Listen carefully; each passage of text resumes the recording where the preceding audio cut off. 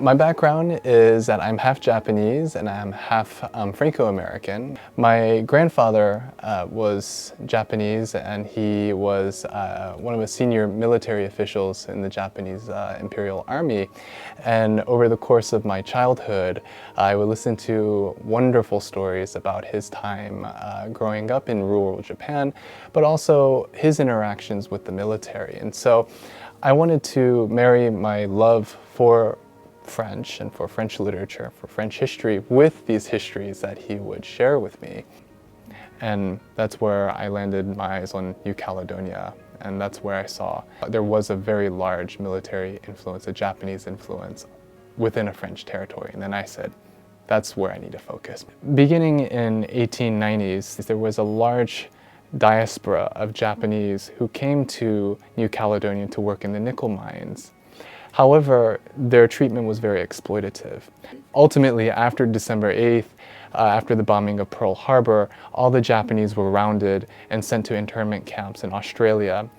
And what I was very interested in was not only this history of incarceration, but also the history seen from the perspective of their children, notably mixed-race Japanese children whose fathers were taken away. These children are now adults in their late 80s and early 90s, and there's sadly only a handful of these individuals left. And I would interview them, I would listen to their stories, and collectively, at the heart of every single story was grief and this desire to have closure. I put it to myself to see how I could bring these families together and these children together. One afternoon, I was in Canberra in the Australian military archives, and every single document was sealed. And one moment, I was looking through one binder, and then there was a sheet of paper that had fluttered onto my lap. And I was so surprised, I didn't know what this meant. But then I took a picture of it, not knowing too much of what to expect. The next day, I head to New Caledonia, and I'm off the grid. And through a series of occurrences, I come across a gentleman who is half Japanese. His father was sent to an Australian concentration camp.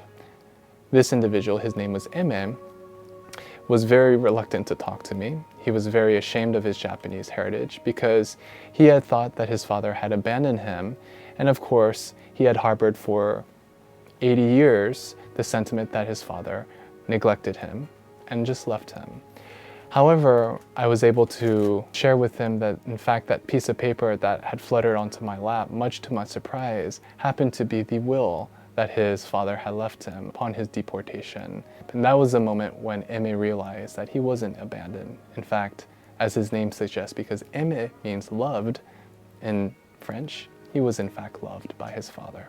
I've always wondered as a child, why am I learning French and Japanese simultaneously? If someone had asked me at the age of 12 when I started learning French that I would be doing this kind of work, I would be looking at that person incredulously. But research to me is ultimately looking at the ways we lead on in society. How can we bridge communities? How can we bring love and healing to communities? So in that regard, the import that I place on that humanitarian component halos this work as the most important out of all the research I've ever done in my life. So this is my vocation, is to continually reunite families.